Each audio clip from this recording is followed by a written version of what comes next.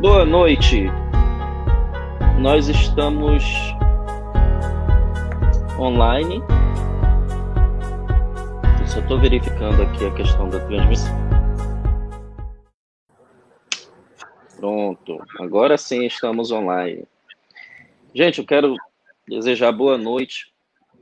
Aliás, eu não vou desejar boa noite porque ainda não tem ninguém. No Facebook funciona assim, para quem vier assistir esse vídeo depois.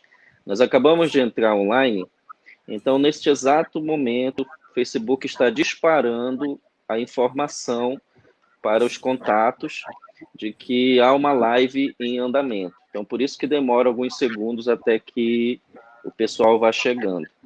Enquanto eles vão chegando, a gente sempre segue fazendo aqui o nosso Embromation clássico. Deixa eu ver aqui se eu consigo mudar um pouquinho o layout. Reconheço para vocês que hoje eu estou fazendo a transmissão direto do celular. Então isso acaba sendo bom por um lado, porque é mais ágil. Por outro, tem algumas limitações no programa usado diretamente do celular. Mas eu acredito que a nossa conversa hoje vai trazer para todo mundo aí, já temos pessoas online, vai trazer para todo mundo aí um olhar mais minucioso sobre a nossa própria história. É incrível, mas eu pude ler os livros do nosso entrevistado de hoje, que já está aqui no estúdio. Ó. Vocês podem ver a janelinha dele aqui do lado.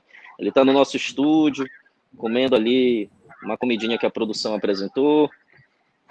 Daqui a pouco ele vai entrar aqui diretamente na transmissão. Então, analisando os livros do nosso entrevistado, fiquei perturbado de perceber que nós, parauárias mesmos, às vezes não conhecemos a nossa própria história. Nós procuramos conhecer a história universal, por exemplo, um tema que o entrevistado trabalha, que é a censura no Pará, aquela época da ditadura. A gente se preocupa em conhecer a ditadura como foi em São Paulo, Rio de Janeiro, mas quase sempre a gente não se preocupa em saber como foi essa ditadura aqui, na nossa terrinha, e em que ela desembocou na vida de artistas, de jornalistas e das pessoas mesmo, do cidadão comum. Eu vou apresentar aqui o nosso entrevistado, jornalista e escritor, mestre em ciências e educação. Trabalhou como repórter, redator e editor de jornais e revistas, com passagem pela imprensa alternativa, Bandeira 3 e Resistência. Foi repórter, apresentador e diretor de TV e secretário de comunicação social. E nos últimos anos se lançou de vez como escritor, lançando 2 livros com um tom histórico, jornalístico, memorialista, e agora ele se lança com um livro dentro da chamada ficção clássica, uma história realmente de ficção, que é o último romance que ele lançou, pouco antes dessa terrível pandemia aí que nos pegou de surpresa. Eu quero desejar boa noite oficialmente para o nosso querido Paulo Roberto Ferreira. É um prazer enorme, Paulo, poder travar essa conversa com você. Boa noite, Franciorges. É um prazer também poder participar aqui desse bate-papo bacana que você faz com frequência, às noites de quinta-feira.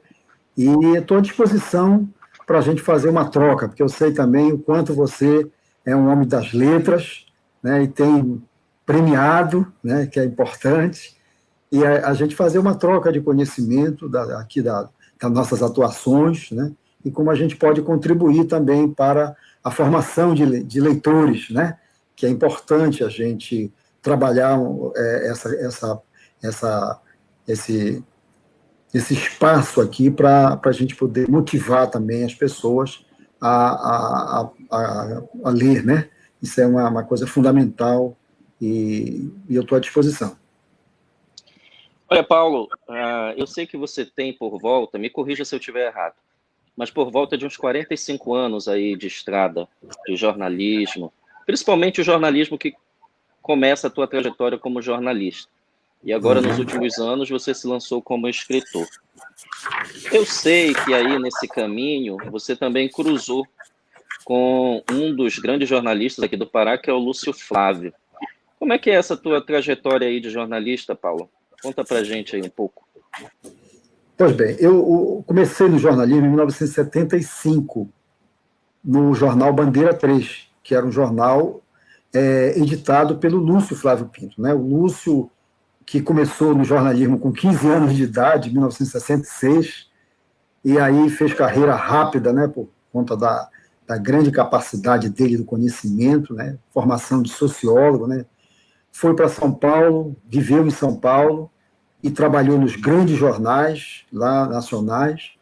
E quando voltou para Belém, no final de 74, ele fez um seminário jornalístico lá no sindicato dos jornalistas, né?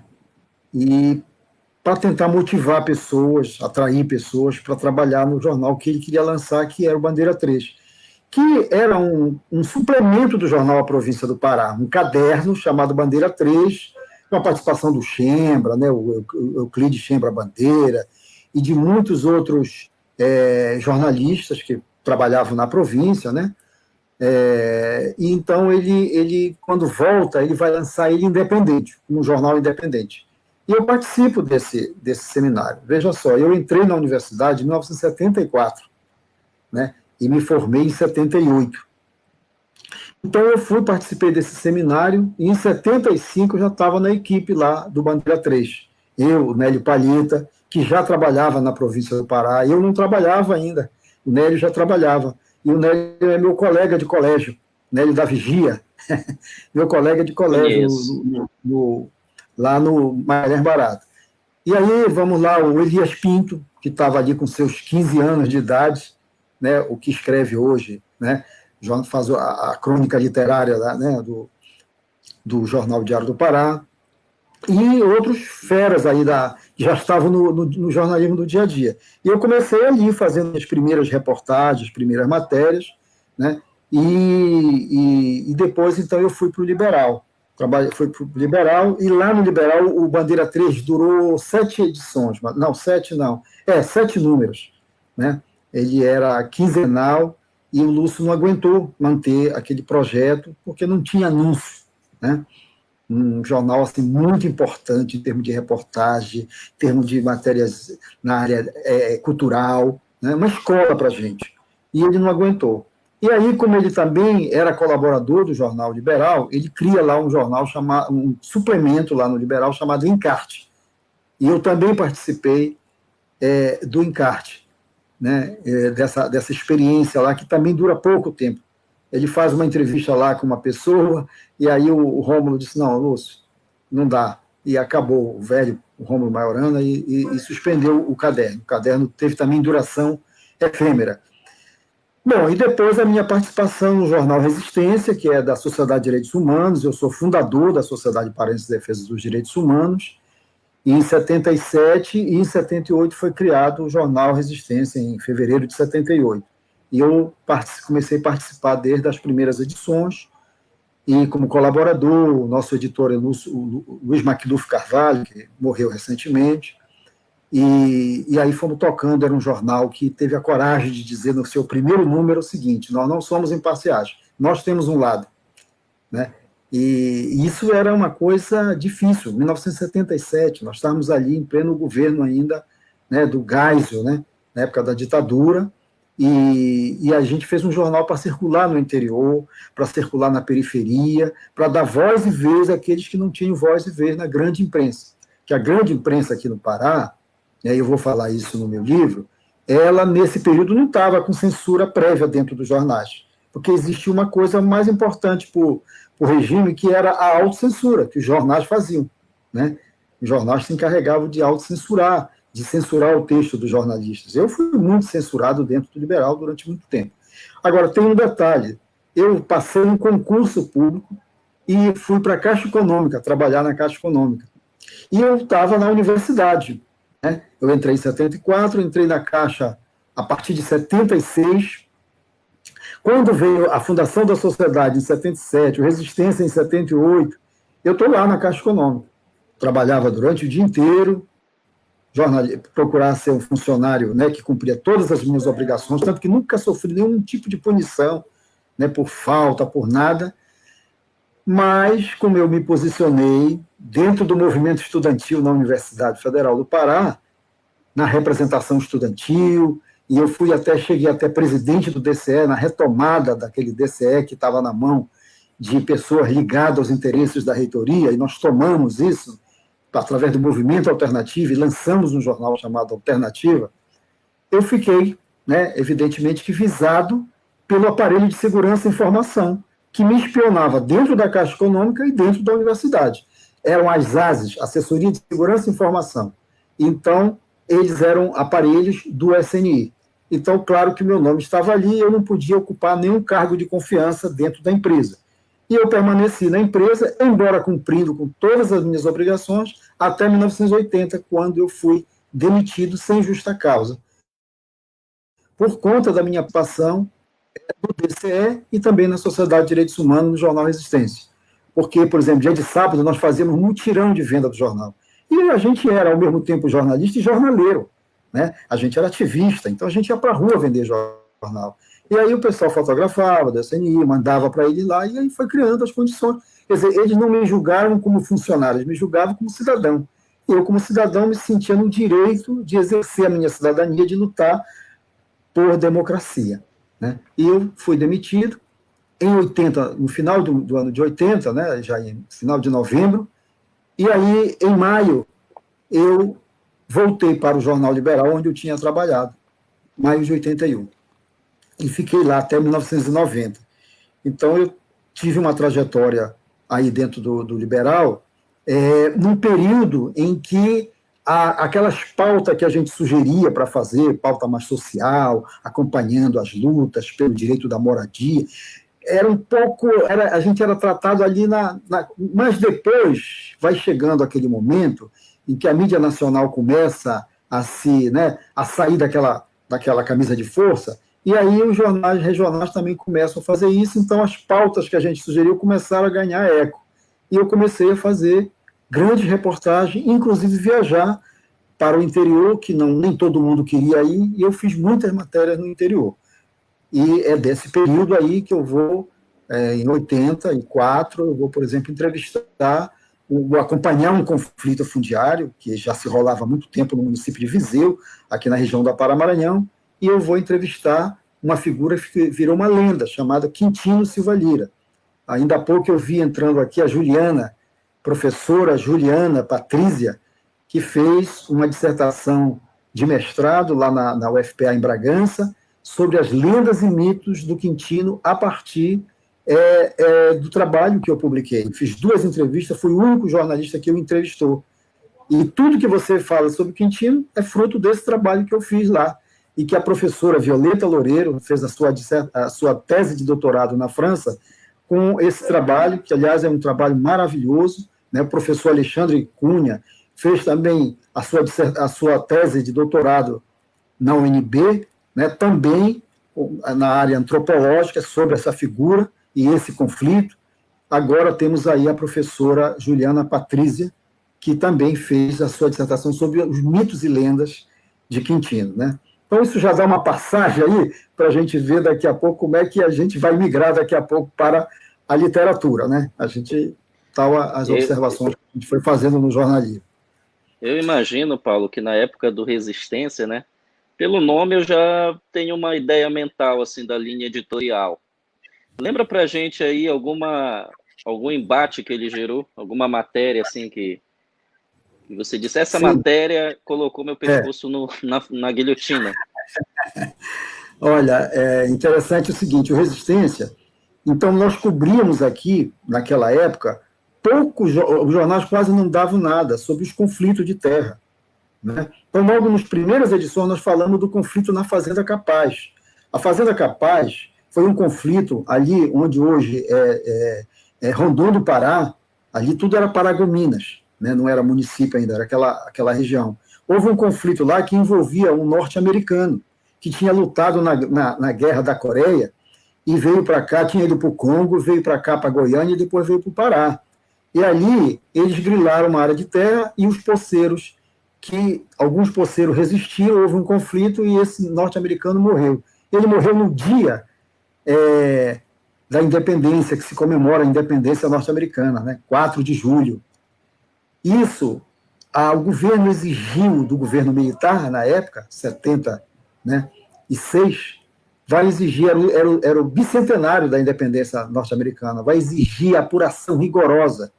E a polícia e o aparelho de Estado baixa lá e prende poceiro, aí as famílias ficam numa situação difícil. Foi aí que foi o embrião para o nascimento da Sociedade de Direitos Humanos. Então, nós começamos a Resistência relatando esses conflitos, dando espaço para contar essas histórias. Só para você ter uma ideia, o Rui Barata, por exemplo, grande, né? Rui Barata, compositor, escritor.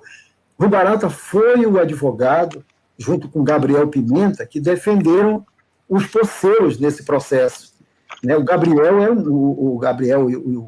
era mineiro, né? Um jovem que depois foi assassinado em Marabá. E o Rui Barata, né, era uma figura respeitada, né, foi perseguido pela ditadura, já estava fora da universidade, mas traçou uma estratégia de defesa tão maravilhosa que conseguiu a libertação dos poceiros que passaram presos há muitos tempos, e nós começamos a fazer coleta para ajudar as famílias. Bom, então, uma matéria importante que você me pediu do Resistência foi nós publicamos pela primeira vez a foto do Major Curió, o homem que comandou o combate ao Rio do Araguaia. Major Curió?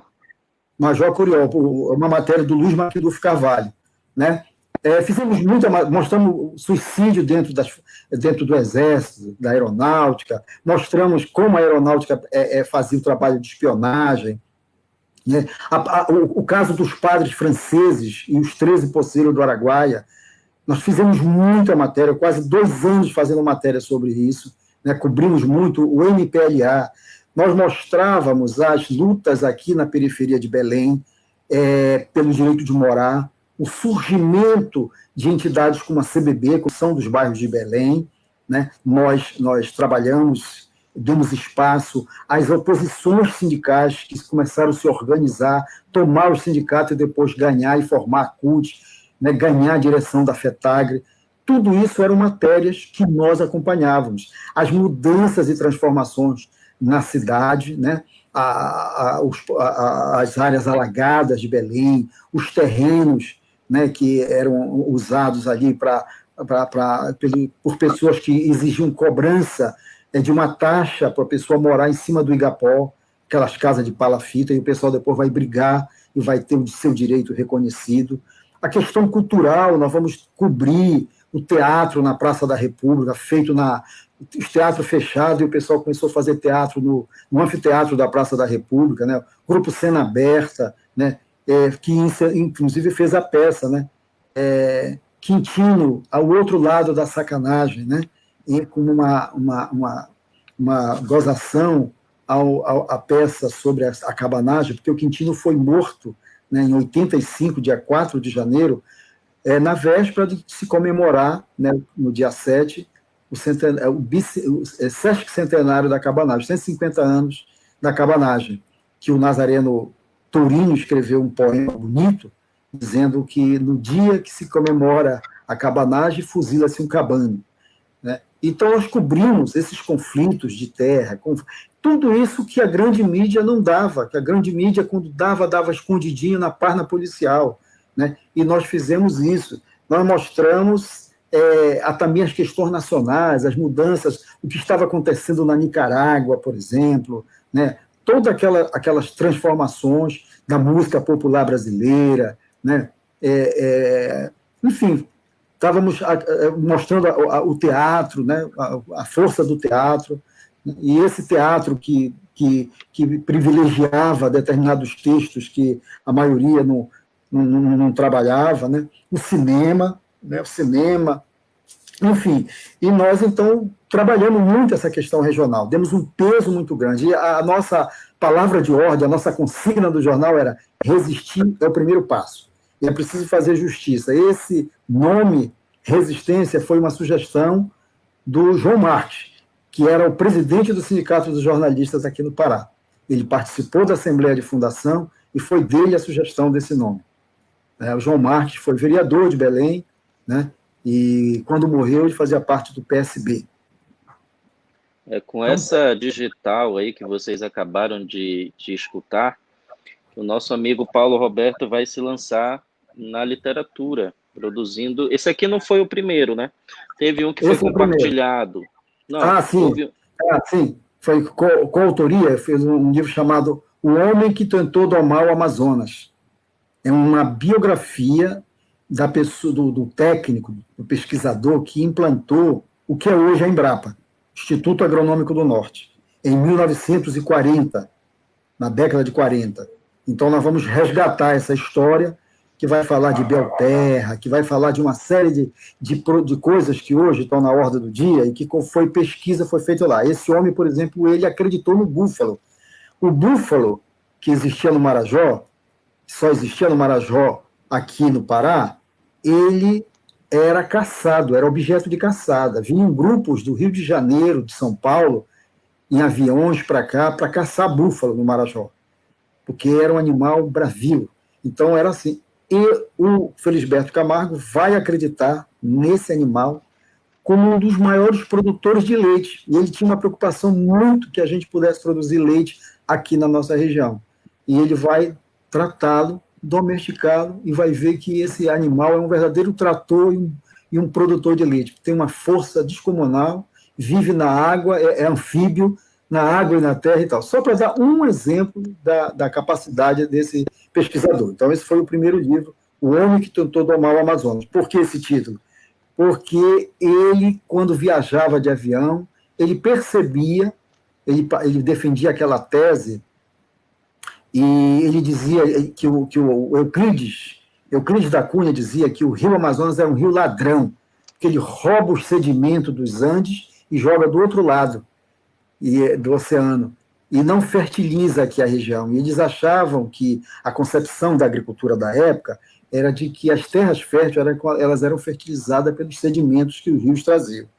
Então ele vai criar uns canais com os furos, imitando a natureza, que tem os furos, né? Ele vai criar uns canais, chamados canais de colmatagem, lá no Baixo Amazonas, na região de Monte Alegre. Vai importar máquina dos Estados Unidos, ele tinha muito prestígio com Vargas, e vai importar máquina, vai rasgar esses canais e vai fazer os canais de colmatagem. Evidentemente que isso não foi dado continuidade e essa proposta se acabou. Mas ele, por exemplo, levou o búfalo daqui do Marajó, levou para o Baixo Amazonas.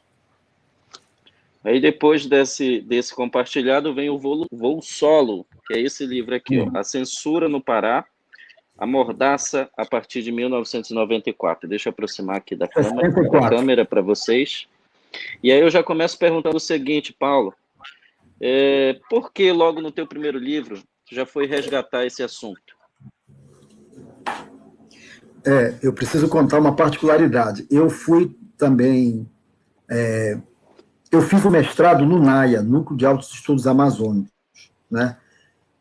No final da década de 80 ali.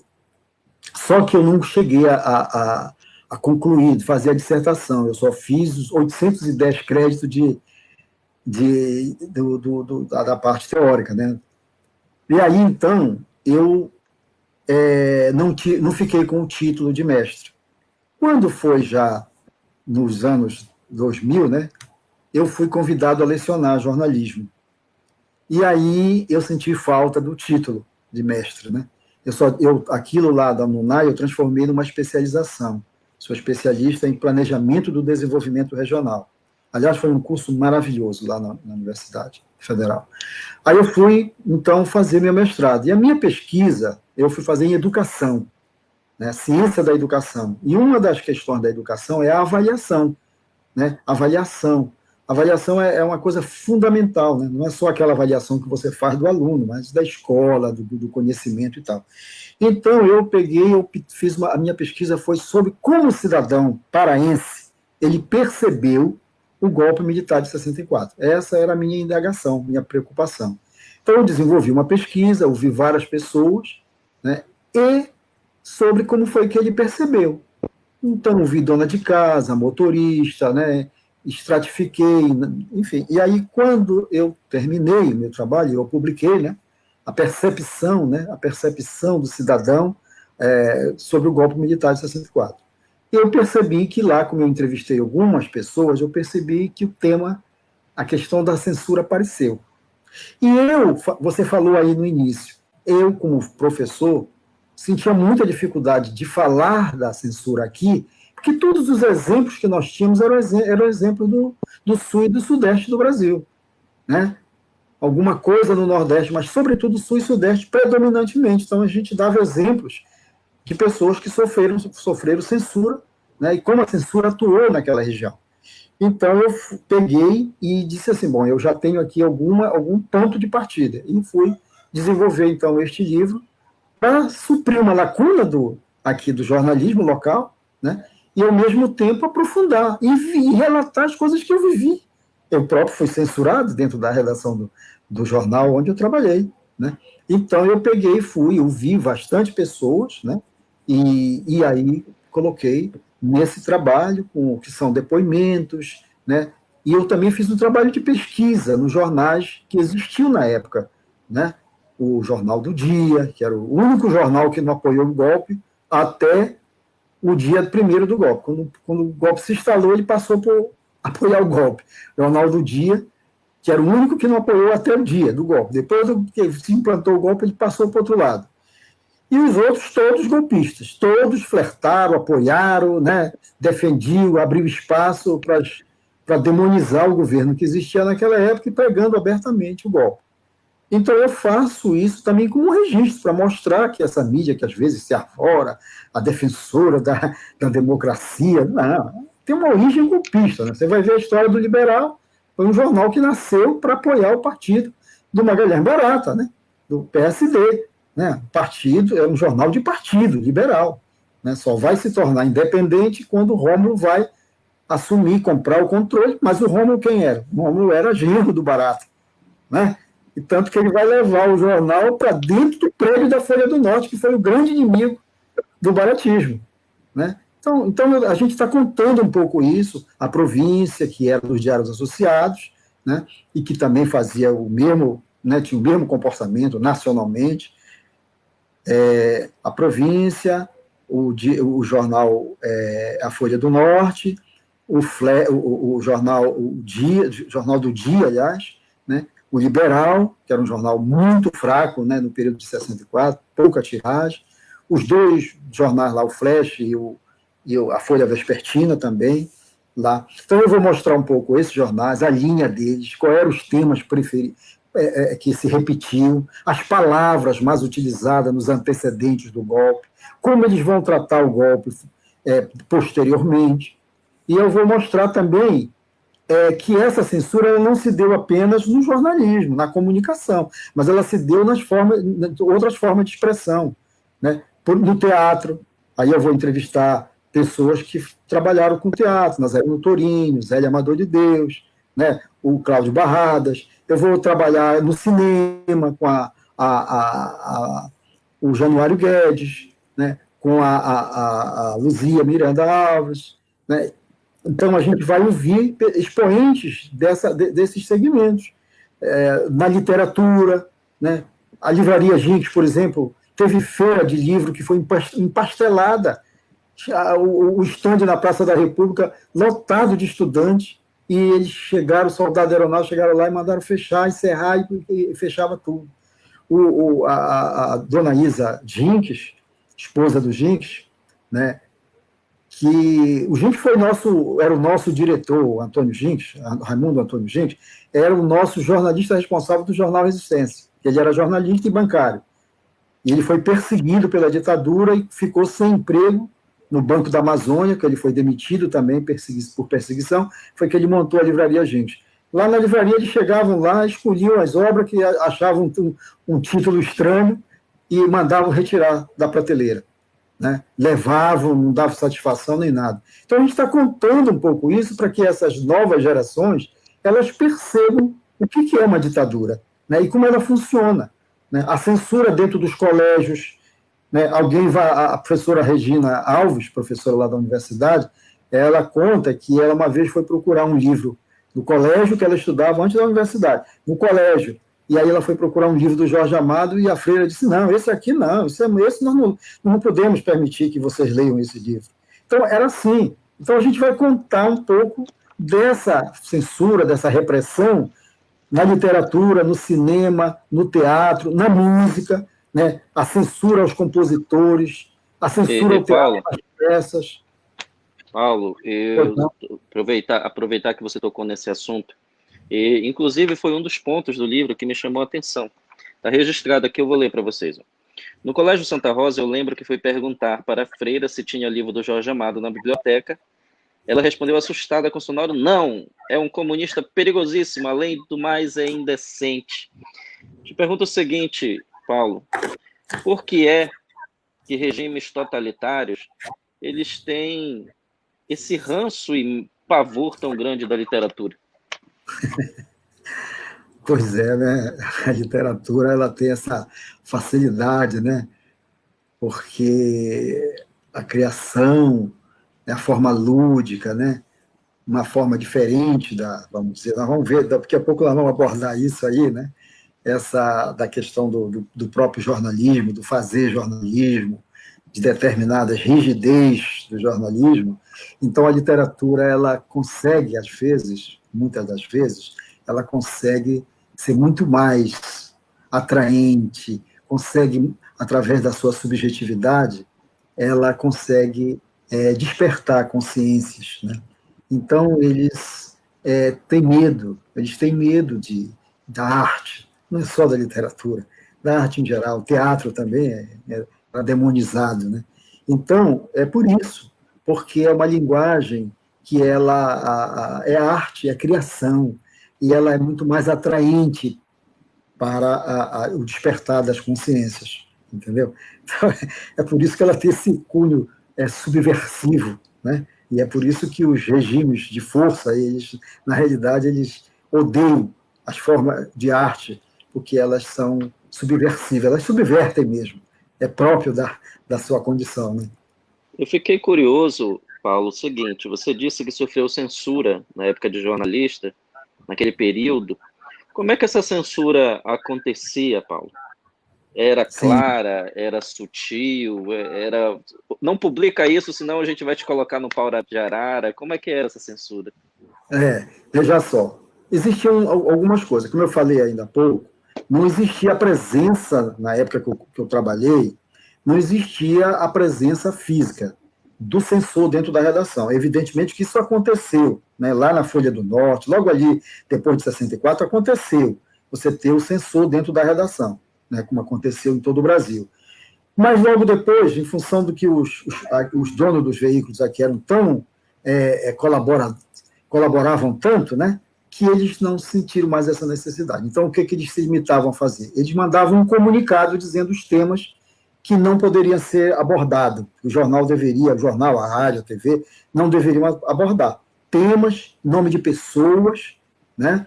E mandavam, de vez em quando tinha um tema mais difícil, eles mandavam lá alguém para pegar foto e marcar uma presença física para dar uma intimidade. Às vezes iam até alguns membros das Forças Armadas fardados. Mas isso era mais raro, não era o comum. O comum era o seguinte, o próprio editor, né, do jornal era fazer o papel de censor, né? Ele não publicava a matéria, ele cortava, ele suprimia, né? E aí isso era terrível. Às vezes nem era o editor-chefe quem fazia isso. Às vezes era um editor de cidade, um editor, né, local, mas que fazia esse papel. Como a estrutura dentro de um mecanismo de uma empresa de comunicação... Nós ficamos sem som, Paulo. Tá. Mas Sem tu está me som. ouvindo? Está me ouvindo? Não? Não tem Agora som. tá... Vou te tirar para te trazer de novo. Ok.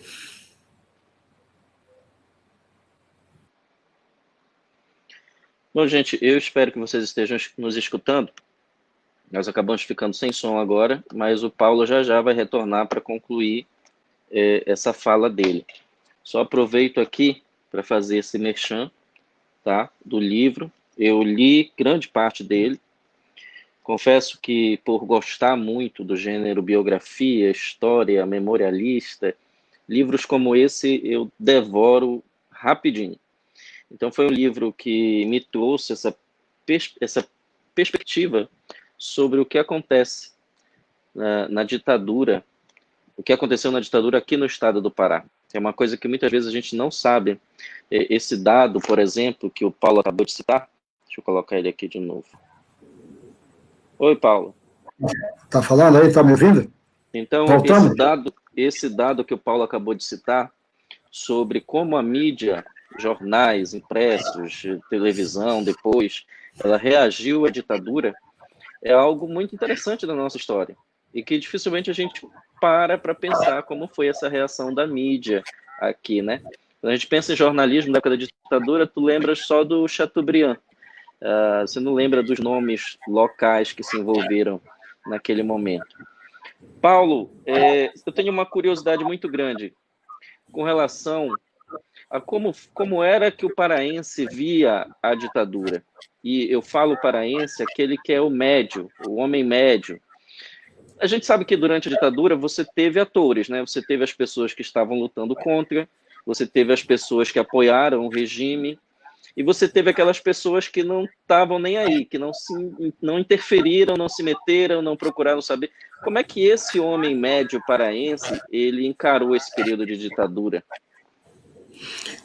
Então, de maneira geral, exatamente em função da censura aos veículos de comunicação, ali logo no início, né, a presença e todos os veículos apoiando o novo regime militar, é evidente que a maioria quase que não percebeu, até porque houve uma preparação para o golpe, né? A mídia foi preparando, foi demonizando o governo de então, que era o governo de João Goulart, como um governo que não prestava, e todo dia era porrada, né, em cima do governo, tudo que se fazia não prestava, as reformas que o governo João Goulart queria fazer, reforma agrária, reforma bancária, eram demonizadas. Imagine, reforma agrária aqui, quem tinha o comando aqui dos negócios aqui a agricultura aqui, que se falava em agricultura, era o Marajó. Então era o pessoal aí da carne, os conservadores do Marajó. Deus o livre, eles tinham um controle, eles tinham seus grandes jornalistas lá dentro da Folha do Norte, por exemplo, João Malato, que era um jornalista de direita, né, defendia o interesse desse pessoal todo. Então, o dono da Folha do Norte era um simpatizante do Salazar, da ditadura do Salazar, lá de Portugal. Né? Era essa assim. Então, evidentemente que, de uma maneira geral, a população pouco percebeu. Só para citar um exemplo, Francis, eu era garoto, tinha 12 anos de idade quando eu comecei a trabalhar com carteira assinada. E eu trabalhava numa empresa, na Presidente Vargas, né?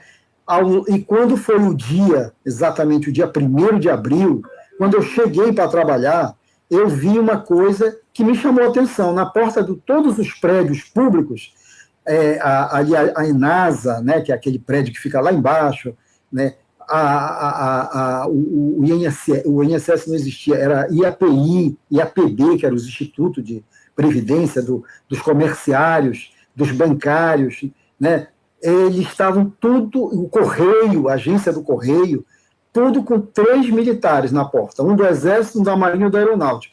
Né? Eu, garoto, não entendia, perguntava para as pessoas lá do meu trabalho, o que é isso? O que significa isso? Eles diziam, é a revolução que aconteceu. Mas não sabiam explicar que revolução, não tinha, eu não conseguia entender. Né? Eu tinha ali meus 12 anos de idade, em 64. A revolução era a ditadura. Era a ditadura, que eles chamaram, e era assim que foi vendido, inclusive foi durante muito tempo. Aliás, tem intelectuais hoje aí festejados que até hoje ainda se refere a esse fato como revolução, né? Essa A palavra revolução já não dá, pode ser fotográfica. essa palavra já dá um ar de carinho, né? É, Revolução. exatamente. Então, ninguém soube das torturas, ninguém sabia das pessoas que estavam sendo presas, né? Paz Loureiro, por exemplo, que é uma pessoa que você conhece muito bem, Paz Loureiro sofreu, está aí, estamos mostrando aí no livro. O que o Paz Loureiro sofreu, foi preso, levado para o Rio de Janeiro, né? Foram buscar ele numa esquadra da Marinha, de um navio da Marinha lá em Abaetetuba.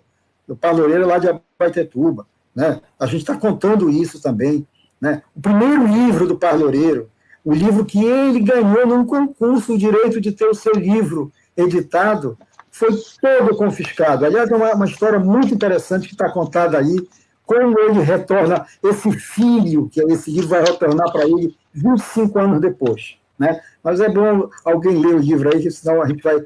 Então, o cidadão paraense, de uma maneira geral, como no Brasil, quase não percebeu. E aí você pode usar o exemplo do que aconteceu na República. A passagem da República, né, da monarquia para a República, as pessoas também, o cidadão comum quase não percebeu, porque também foi um golpe, né?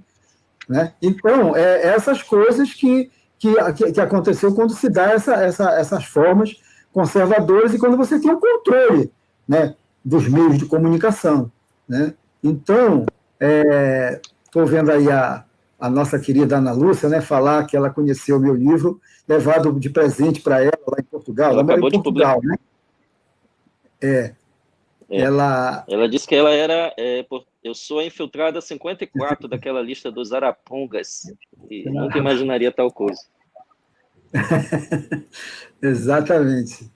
Então, aliás, é uma coisa interessante para te falar, já que ela tocou aí, tu perguntaste para mim, uma das coisas que foi uma marca nossa no Resistência era a ousadia.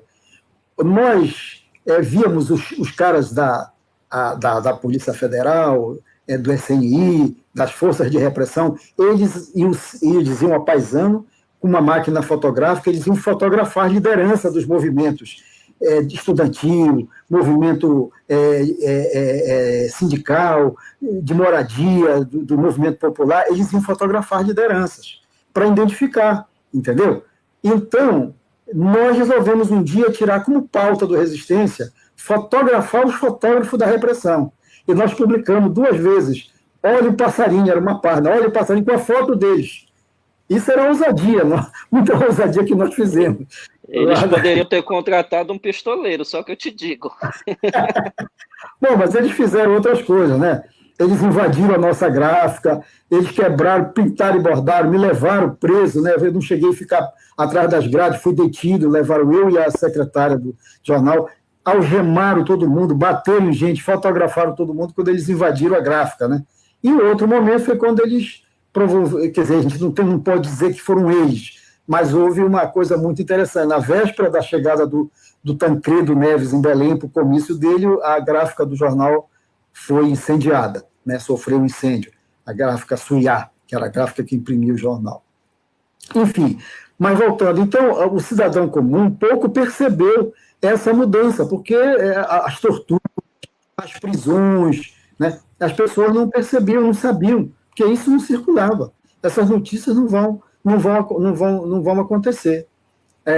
A coisa vai acontecer e vai ficar muito mais, começar a se perceber a partir de 68, né? Quando a AI-5, que aí foi muito mais intensa a repressão, sobretudo aos meios de comunicação, e muitos daqueles que apoiaram o golpe aí vão ficar contra o golpe, é que aí eles vão usar a estratégia de denunciar a censura.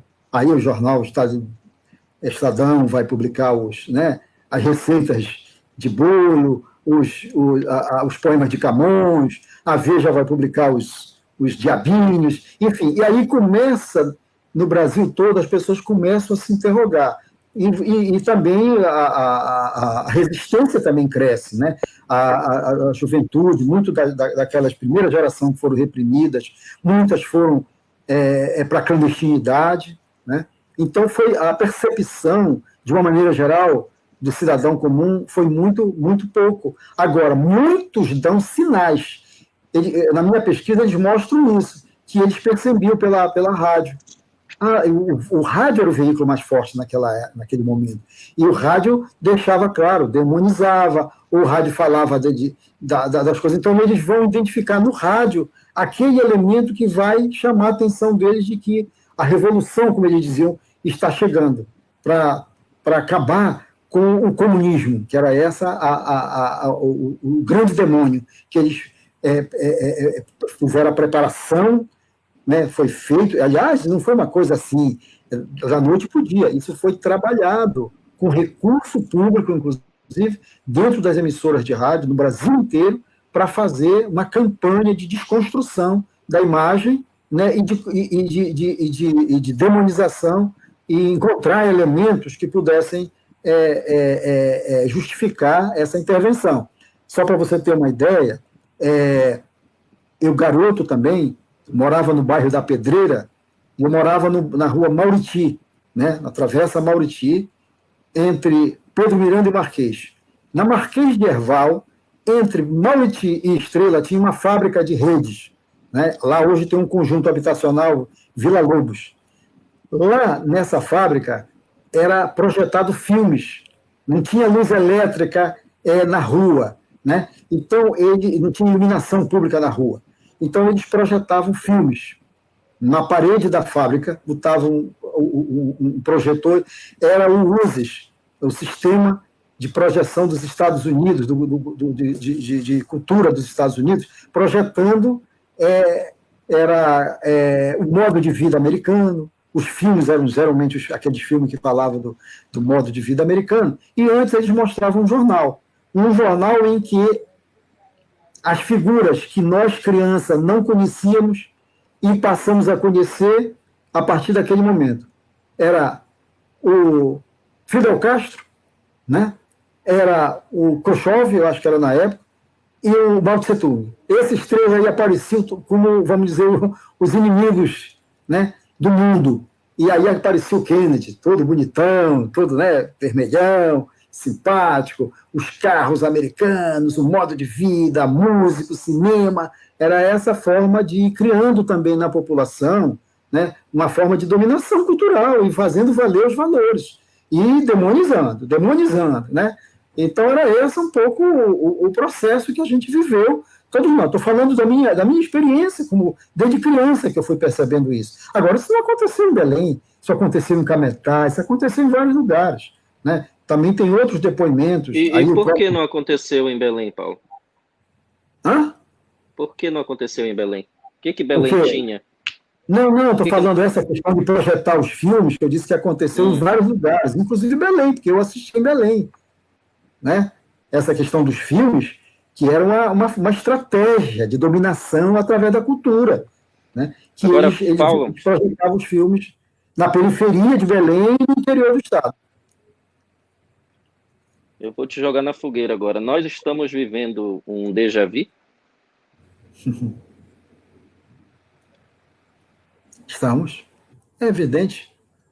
Nós tivemos um golpe em 2016. Né? Foi um golpe comandado por todos esses aí que tiraram uma presidente alegando pedalada fiscal. Entendeu? Nunca teve nada. Ali foi uma imoralidade. E ali foi por quê? Porque precisava se tirar para fazer o quê? Uma transição para chegar ao que nós temos hoje.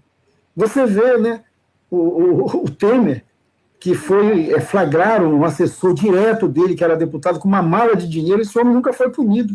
Não aconteceu nada. Foi o contrário, agora foi considerado embaixador para levar ajuda humanitária no Líbano, né, porque o avô dele era libanês.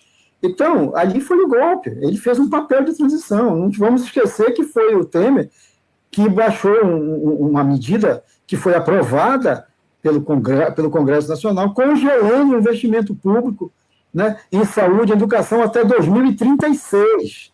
Né? Então, isso é golpe na democracia.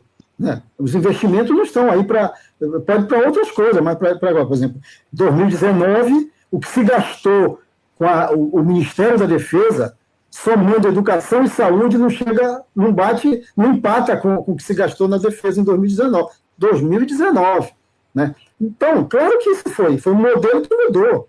Um modelo que você vinha trabalhando com a inclusão social, isso aí precisava acabar, porque, na realidade, você tem aí empresários de vários setores, que, principalmente o capital financeiro, que nunca perdeu nada nesse país, né, eles estavam querendo mais, e muito mais, todo mundo queria para eles.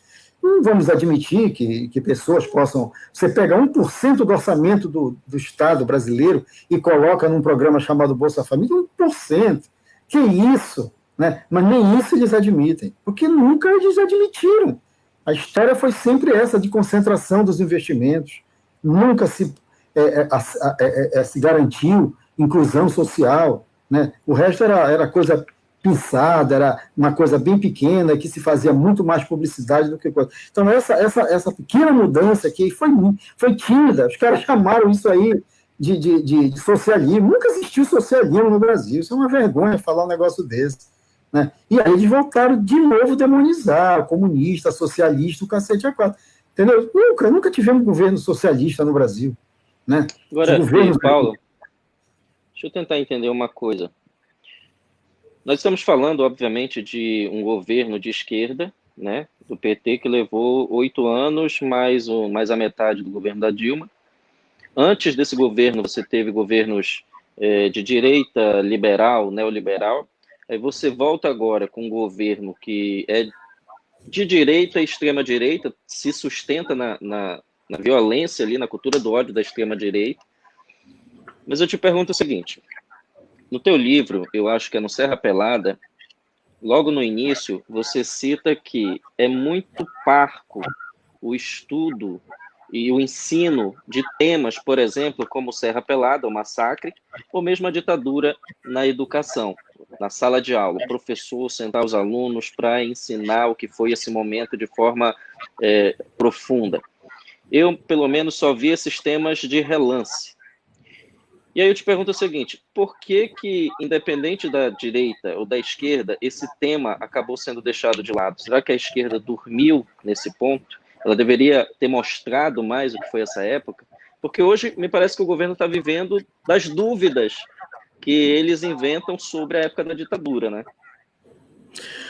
Eu acho que, de alguma forma, a gente não aprofundou, né, não se viu um aprofundamento exatamente das questões, como se fez, por exemplo, no Chile, como se fez na Argentina.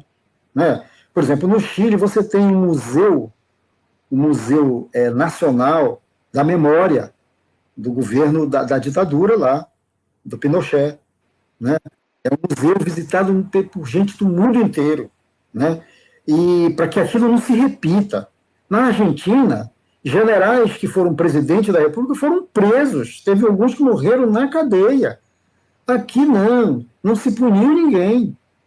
Pelo contrário, Bolsonaro, no dia que ele votou pelo impeachment da Dilma, ele homenageou um torturador. Só isso já era motivo para ele ter saído dali algemado de dentro do Congresso Nacional. Né? Se nós estivéssemos funcionando um regime de democracia onde o Poder Judiciário pudesse fazer cumprir a Constituição. Né? Então, é isso. Eu acho que nós, de uma maneira geral, quando eu digo nós, a população brasileira, cidadãos brasileiros, nós devíamos ter cobrado muito mais isso, um aprofundamento, né, para mostrar o que aconteceu, onde aconteceu isso. Evidentemente que houve uma produção muito maior. Se você for olhar a produção acadêmica dos últimos anos, dos últimos 20 anos, ela cresceu muito, ela produziu muito, você tem muito material produzido a respeito da nossa história, né, a respeito dessas formas de opressão que tivemos aí, de todas essas... Isso tem muita produção acadêmica. Só que nem sempre isso chegou, vamos dizer, né, na base da população, lá no ensino fundamental, né, e mesmo no ensino médio. Tem uma melhoria, teve coisas no ensino médio, você conquistou determinadas cadeiras, filosofia no ensino médio, sociologia, que agora querem tirar, né? Enfim, mas eu acho que precisou aprofundar mais. Eu acho que nós não avançamos muito no campo, assim, na área cultural, nesse sentido de enraizar os valores do que era o valor de um governo autoritário para um governo democrático, com todas as diferenças, mas nós vivemos período de democracia, mesmo no período lá de Fernando Henrique Cardoso, etc. Entendeu? Então, nós não aprofundamos, a sociedade brasileira não aprofundou isso. Aí, quando você falou aí desse episódio, que eu trato no segundo livro, que é o Encurralados na Ponte, é exatamente para mostrar isso. Esse fato ficou escondido aí durante 30 e poucos anos, né? Foi muito pouco tratado. Eu era repórter na época, eu fui para lá, né? Esse fato aconteceu no dia 29 de dezembro, ou seja, depois do Natal e antes do Ano Novo, na véspera do Ano Novo. Então, a mídia desmobilizada, muita gente viajando, final de ano, não teve uma grande repercussão, e eu levanto uma hipótese do seguinte: garimpeiro nunca foi muito bem visto pela sociedade, porque ele é uma pessoa que vai arrebentando, até hoje, inclusive, né, vai entrando pelo meio da mata e tal. Só que muitos desses garimpeiros eram trabalhadores da agricultura familiar, né, eram camponeses que perderam a terra e que foram, inclusive, atraídos para dentro do garimpo de Serra Pelada pelo Estado brasileiro. Não vamos esquecer quem administrou o garimpo de Serra Pelada foi um oficial, né, do Exército Brasileiro, que é o Major Curió, e todo um grupo de oficiais que estavam com eles. Eles, então, administraram o garimpo de Serra Pelada. Por quê? Era uma válvula de escape para o camponês não entrar na terra, né, e eles segurarem ali para poder se implantar Carajás, para se poder fazer a hidrelétrica de Tucuruí, né? Então, e os projetos agropecuários, a implantação de grandes projetos na região, né? Projetos do Bradesco, né? Projetos do Bamerindo, da Volkswagen, que só a Volkswagen queimou 2,2 milhões de hectares lá em Santana do Araguaia de floresta, né? Que foi captado pelo satélite da NASA. Então, tudo isso estava acontecendo quando o pessoal estava ali dentro da panela de pressão de Serra Pelada, né?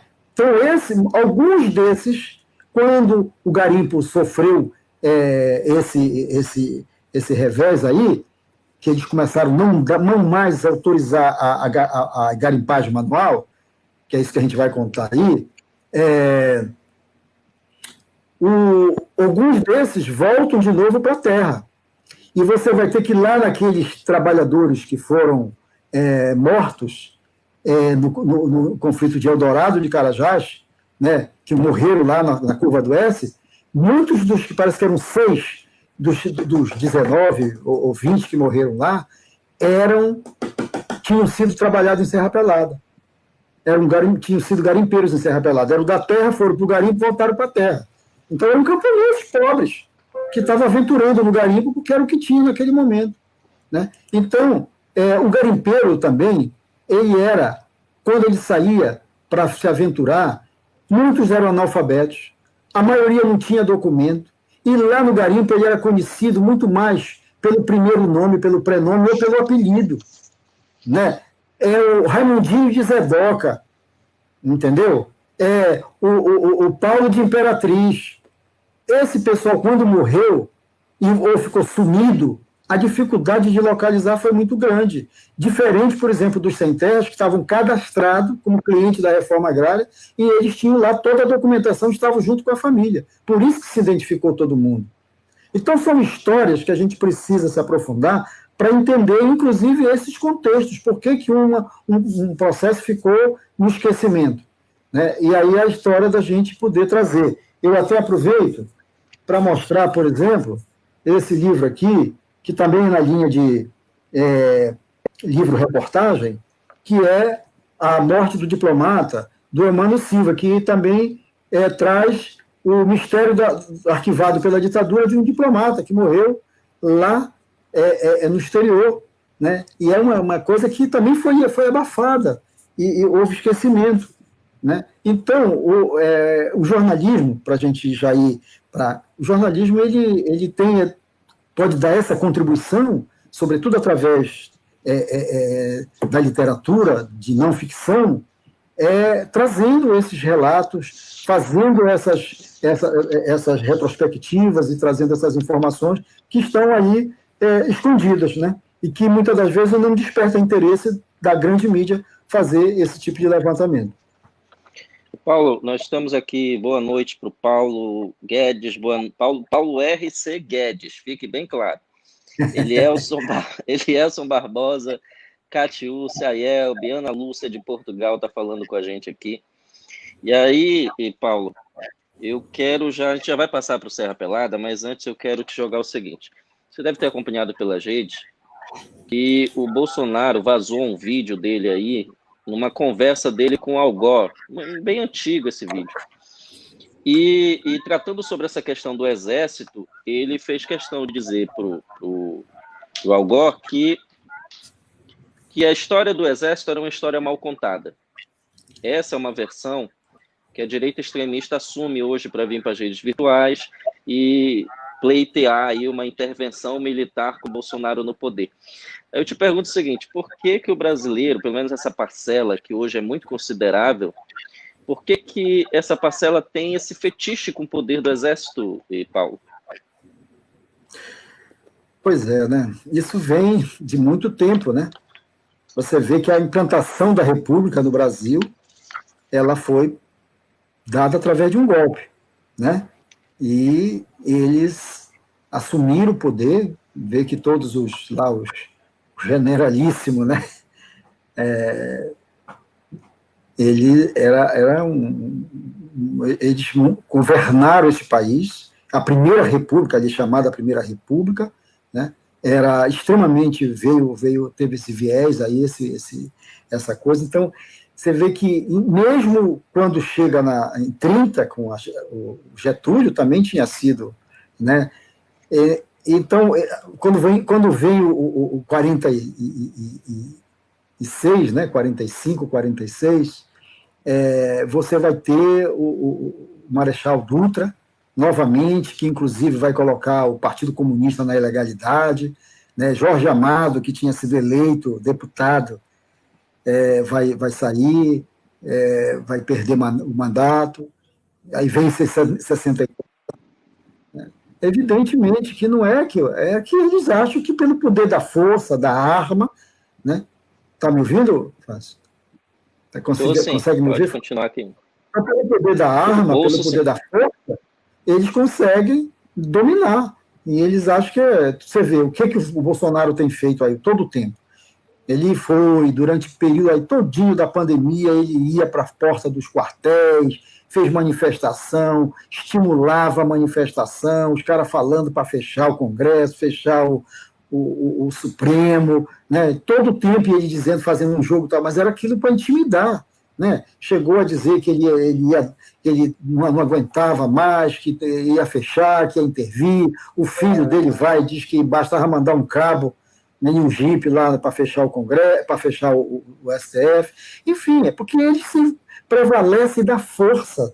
Né? Eles não admitem a democracia, o diálogo, o confronto de ideias. Eles não admitem isso, eles admitem se impor pela força. Né? E aí é por isso que eles defendem isso. Né? E eles acham que, por exemplo, como eles veem lá, que houve no mundo todo, né, a essa onda, né, que você tem o Trump, você tem esse cara lá na Bielorrússia, né, que também é um ditador, enfim, esses caras que defendem coisas absurdas, como o Bolsonaro, esses caras, assim, eles acham que eles vão se manter, que é o momento de retomada de uma direita, né, extremamente que exclui todo mundo, que persegue, né, que não admite a cultura, entendeu? Então, é terrível você estar convivendo num momento desse que era para a gente estar avançando, né?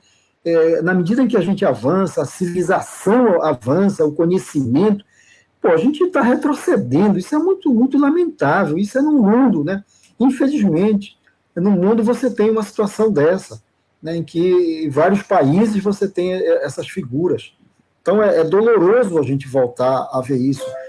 Por exemplo, no nosso país, que nós temos vários períodos de democracia, né? Desde da época da colonização, um período autoritário, com a monarquia, né, o poder absoluto, né, passando de... E quando vai para a república, você fica ali se revezando militares, depois se reveza a elite econômica entre São Paulo e Minas Gerais, a política do café com leite, depois você vai ter a ditadura do Getúlio, né, e depois você tem o Dutra ali, vem depois do Getúlio, aí tivemos um período ali, depois ali, do Juscelino, né, que vai ter uma democracia com depois o Jânio e o Jango, e depois de novo uma interrupção. Então, nós vivemos muito pouco tempo de democracia plena no nosso país. Isso é muito lamentável. E há pessoas que defendem isso. Existe uma linha de pensamento, Paulo, eu vou já abordar ela, deixa eu só citar aqui alguns comentários. O Elielson Barbosa, eu não sei se é uma pergunta ou uma afirmação. Seu livro Encurralados na Ponte está disponível na Amazon. Está disponível? Não, ainda não está disponível. Vamos providenciar, nós íamos fazer isso. Assim que eu lancei o terceiro livro, nós íamos fazer lá pela Pacatatu. E aí, como eles tiveram que ficar todo mundo em casa, até agora não podemos fazer, mas vamos botar brevemente. E como é que faz, Paulo, quem quer adquirir o livro, os dois livros? Hoje está na Pacatatu, está na Fox, né, na livraria Fox, aqui em Belém, e está na Expressão Cultural lá em São Paulo, que eles mandam também por correio, né, pelo correio. Agora, tem muita gente que hoje já lê mesmo em e-book, né? E aí é isso que nós vamos providenciar agora, assim que a gente tiver a oportunidade de sair dessa situação que a gente está todo mundo trabalhando de casa. Olha, e Paulo, fica uma dica aqui para esse e-book. Existe uma forma, que eu não sei te dizer exatamente, quem me passou isso foi um poeta conterrâneo meu, Giovanni Bello, que ele está prestes a lançar um livro em modo e-book, mas com um dispositivo dentro do livro que permite que as pessoas cliquem no link e compartilhem aquela parte do livro nas suas redes virtuais. Achei muito legal essa ideia. Legal, e aí seria muito bacana. Os teus livros em e-book, já imaginou? O cara vem, compartilha uma dessas fotos, uma dessas matérias e já ajuda na resistência. Olha, Fernando Lima chegou, Ayrton Souza, nosso poeta de Marabá, ele diz o seguinte: Paulo, imenso mestre. Só para constar que o Ayrton, se não me falha a memória, me corrija, Ayrton, se eu estiver errado, mas o Ayrton publicou no Amazônia Ler uma resenha crítica do Encurralados na Ponte. Então, se vocês quiserem ter uma ideia do livro, só ir lá no Instagram, Amazônia Ler, e dar uma olhada nessa resenha. Olha, Ronaldo Passarinho conosco. Boa noite, Paulo Roberto. Tá te dando boa noite aí, Paulo. Boa noite, Ronaldo. Nosso querido Ronaldo Passarinho. Ronaldo Passarinho também tem um livro para lançar, se não me falha a memória, já está aí na baila, já está prestes a ser lançado aí. Então, Ronaldo, já fico... foi entrevistado para o livro da censura, né? Ele foi, eu entrevistei porque havia um episódio lá de uma pessoa, um jornalista, que falou que o Jarbas Passarinho, tio dele, exerceu o papel de censor a partir de um pedido do próprio dirigente do Jornal do Dia. E então eu fui ouvir o Passarinho, porque quando eu procurei o próprio Jarbas Passarinho, ele já não estava em condição de falar. Ele ainda estava vivo, mas ele já estava muito doente. Então o Ronaldo foi o meu entrevistado. E o Ronaldo, inclusive, depois fez comentário sobre a obra, e eu até tenho guardado isso. Se eu for lançar uma segunda edição, eu vou incluir algumas coisas que ele me passou depois. O Ronaldo está aí pronto para falar o livro de memória dele, inclusive a Francinete Florenzano publicou já duas postagens, né, com episódios lá, assim, umas pílulazinhas do livro, né? Uma delas, inclusive, foi... Fiquei muito interessado. A cassação do Vavá Mutran, deputado lá de Marabá, que era um homem que muito representante de uma oligarquia lá e que tinha métodos muito truculentos de enfrentar os adversários, né? e o Ronaldo era presidente da Assembleia, do mesmo partido dele, e presidiu de forma bastante democrática o processo de cassação do mandato do Ravamutran, que a bancada do PT pediu e trabalhou intensamente para a cassação desse deputado. E foi uma cassação histórica. Né? Então, Ronaldo, eu me interessei muito pelo livro que você está pretendendo lançar. Se você quiser vir aqui no Talk Show para a gente conversar um pouco sobre ele, está feito o convite. Só me procura depois em box que a gente agenda aí o mandato. Olha, Elielson Pantoja, espera exatamente no formato e-book. Ayrton Souza, isso mesmo, e já estamos com quase 3.000 visualizações, Ronaldo. Poxa, que bacana. Roberto. A resenha mais comentada e compartilhada na página do Amazônia Ler. Tudo isso por culpa do livro, que é importantíssimo. Elielson Pantoja, sou paraense, moro em Belo Horizonte. Aqui o Pará é lá no Pará. Vamos passar Elielson, no Serra Pelada. Vou dar uma informação para o Elielson. Enquanto não sai no e-book, eu deixei 6 exemplares desse livro sobre Serra Pelada na biblioteca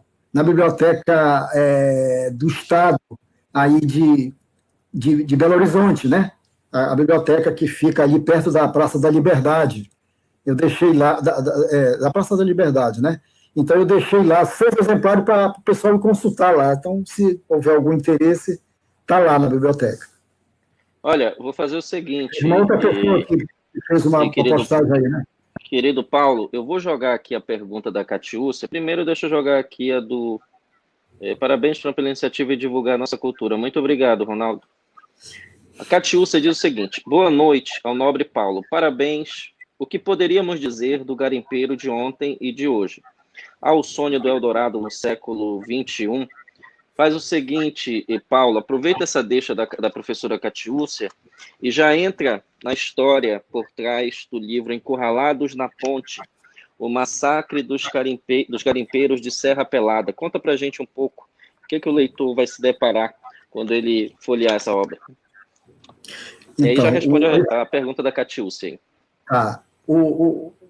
O garimpeiro é aquela pessoa que é o seguinte, que ele tem garimpeiros e garimpeiros, até porque nós não podemos nunca achar assim que existe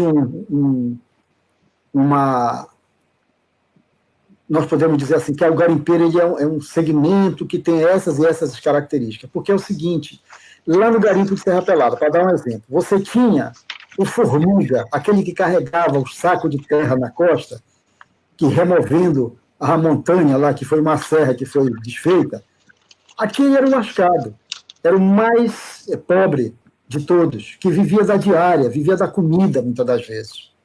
É garimpeiro, tinha carteirinha de garimpeiro, é o cara que faz o trabalho pesado. Mas também tinha o cara que tinha carteira de garimpeiro, que era o dono da serraria. Ele financiava, ele nem ia lá. E aí o cara que tomava conta, né, do barranco, na realidade ele distribuía o apurado na venda do ouro de acordo com a cota de cada um. Então tinha aquele que tinha 50%, 20%, 10%, 30%. Esses caras entravam com recurso para poder bancar a despesa de compra de comida. O garimpeiro mesmo não tinha amparo legal nenhum, não tinha carteira assinada, não batia ponto, trabalhava de sol a sol, caía, quebrava, se arrebentava todo, se arrebenta todo fazendo aquele trabalho braçal. Então, há diferenças de coisa. Agora, existem aqueles que financiam o garimpo e que também são chamados de garimpeiro, que na hora de uma briga, por cima, eles engrossam os protestos, eles iam para Brasília, pressionavam essa coisa toda. Então, por exemplo, você vê agora aí, que está acontecendo hoje, quando o IBAMA chega numa área indígena e pega lá, o que os caras têm? Máquinas pesadas, né, que estão removendo tudo. Né?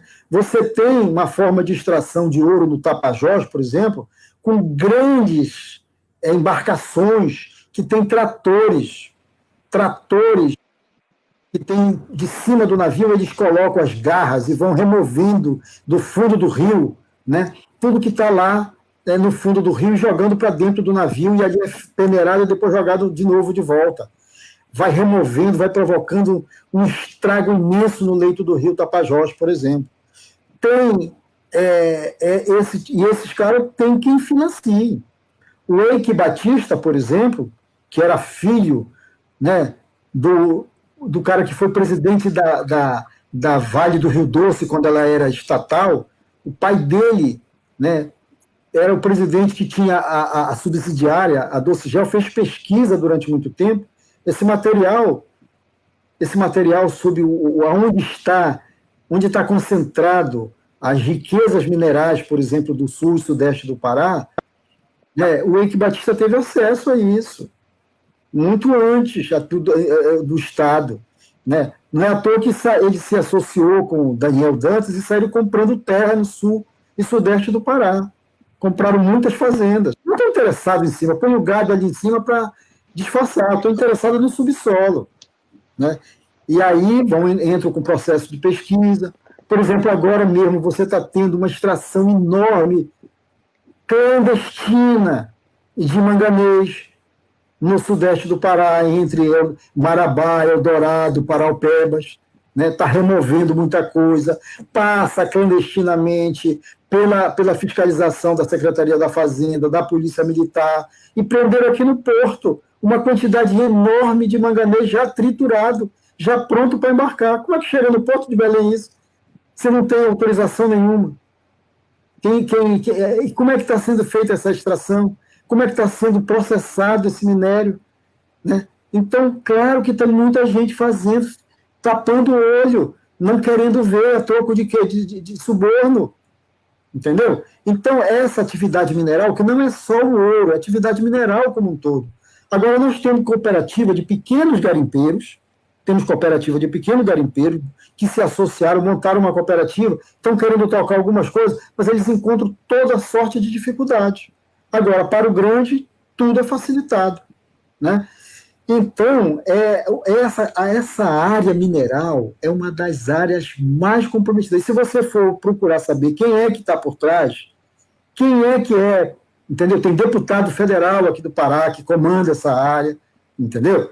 É preciso a gente investigar isso e saber quem é que lucra com essa coisa, entendeu? Assim como a gente denuncia a derrubada da floresta, que vai ser o objeto do meu outro livro, a gente vai ver essa questão mineral, que é uma praga, uma coisa, porque é feita de forma, tudo feito para beneficiar a grande mineradora, os grandes negócios, os grandes empresários. Então, esse livro aí eu estou contando não só o massacre em si que aconteceu, né, no dia 29 de dezembro de 87, né, e que morreram e ficaram desaparecidas várias pessoas. E eu fui, inclusive, entrevistar familiares no Maranhão, né, e do Pará mesmo, fui para a Serra Pelada, fiquei lá 3 dias lá, fiquei hospedado na casa de garimpeiro lá e tal. Então, mas eu não estou contando só o episódio, eu estou contando, inclusive, até os dias de hoje, o conflito com a grande mineradora, com a grande gata, como o pessoal chama lá na região, que é a Vale, que ela era já inimiga quando ela era estatal e muito mais agora que ela é uma empresa de capital privado. Só para você ter uma ideia, Serra Pelada, aquele distrito de Serra Pelada, passou ali, só no período que o garimpo funcionou normal ali, que funcionou normal não, que funcionou com a gerência do Estado, se apurou que saíram de lá 40 toneladas de ouro. É muito mais que saiu clandestino. Não tem controle. Mas o que saiu, que está registrado na Receita Federal, foram mais de 40 toneladas de ouro. Tá. Você vai lá em Serra Pelada. Quando eu fui lá para fazer a pesquisa do livro, o livro eu lancei em 2018, fui lá em 2017. Tá? Então, as ruas, nenhuma rua era asfaltada. Tudo esgoto a céu aberto. Não tem água, as pessoas têm poço, carregam água de poço de boca aberta. Aí, outro dia, uma pessoa de lá, uma fonte minha, me mandou uma foto que asfaltaram lá. Este ano agora, né, asfaltaram algumas ruas lá de Serra Pelada. Vejam quanto tempo tem isso. Toda essa tonelada, você vai ver as fotos das casas lá, elas hoje são de madeira com um telhado de fibra de amianto, né? mas na época era tudo de palha. Então, não tem grandes mudanças, né? E a riqueza circulou ali dentro. Agora, quem se apropriou dessa riqueza? Quem foi que se apropriou dessa riqueza? Só para você ter uma ideia, a Vale do Rio Doce hoje, ela tem o maior trem do mundo. São 6,6 quilômetros. Para a gente ter uma ideia, é maior do que o tamanho da Romaria do Círio de Nazaré, que sai lá da Igreja da Sé, no bairro, né, da Cidade Velha, e vem até a Igreja de Nazaré, no bairro de Nazaré. São 6 quilômetros. O trem da Vale, ele mede 6,6 quilômetros. Ou seja, um comboio daquele, com as locomotivas e os carros puxando, são 6,6. Só para você ter uma ideia, Francis, eu, uma vez, fui para São Luís, peguei esse trem, o trem de passageiro, 8 horas da manhã em São Luís. E ele sai rigorosamente no horário. Sabe que hora eu fui chegar em Serra Pelada? 2 horas da manhã do dia seguinte. É tão longe assim? Não. É porque ele para. A prioridade na linha férrea é do trem de ferro. Quando vem o trem de carga, o trem de passageiro para. Então, a prioridade é aquilo. Então, só para você ter uma ideia, essa riqueza mineral da região lá, o ferro, só o ferro, que estava previsto para durar em torno de, primeiro a gente estipulou em 600 anos, depois 300 anos, hoje, pela intensidade que eles estão fazendo da extração, ela não tem mais do que 60 anos de extração, pela quantidade que eles estão extraindo e vendendo. O que vai ficar para esse estado do Pará, como dizia o Galeano, as veias abertas, os buracos, como ficou no Amapá, a Serra do Navio deixou de existir. A Serra do Navio deixou de existir. Ela foi transportada para os Estados Unidos, entendeu? Nos navios que levavam o manganês daqui do Amapá. Então, é essas coisas que nós temos que pautar, que nós temos que estar discutindo sempre, tá entendendo? Então, é preciso a gente também... eu trato, nesse livro, esses conflitos todos, os personagens, quem foram os personagens que atuaram nesse processo todo, o papel do Estado, o papel do Curió com a gente, inclusive o cara que virou, inclusive nome de município lá na região Curionópolis, né? Que é o nome do cara que perseguiu. O fantasma da guerrilha lá dentro, da guerrilha do Araguaia, dentro de Serra Pelada, né? E existindo garimpeiros de um lado e do outro lá dentro. Tudo isso a gente está narrando, tá certo? Nesse livro, que é um pouco de trazer à tona esse episódio e levantar a discussão, essa que eu estou trazendo aqui, de mostrar o seguinte: aqui o Pará é um estado rico, como todo mundo diz, é um estado rico. Nós temos aqui muita riqueza. Essa é uma delas.